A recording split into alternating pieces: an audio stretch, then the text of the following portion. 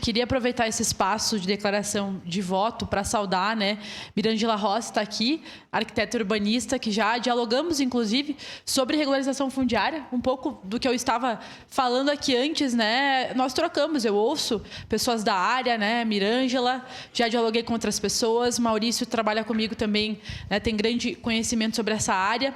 Também queria saudar aqui Valdir Walter, que é presidente da UAB e que o movimento comunitário da nossa cidade é um grande entusiasta, é um grande lutador, Nós sabemos que as pessoas que moram nos bairros, as lideranças comunitárias, têm grande interesse nisso, porque nós estamos falando aqui, sim, vereador Zé D'Ambrosio, sobre a melhoria da qualidade de vida, das infraestruturas básicas que os locais precisam para poder viver. E aí a gente está falando de saneamento básico, O saneamento são as questões básicas mesmo, Nós estamos falando de escola de educação infantil, de UBS, que nós sabemos que naquela região todo mundo acaba acessando a UBS Esplanada, mas nós sabemos que uma UBS apenas já não dá mais conta das necessidades daquela população.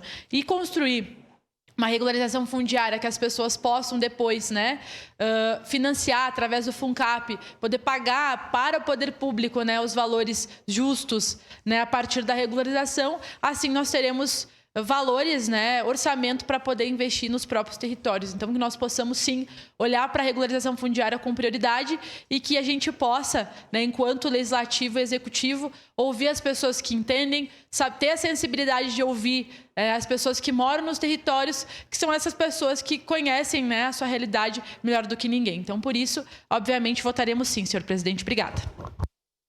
Obrigada, vereadora Andressa Marques. Com a palavra, para declarar o voto, vereador José Abreu Jack.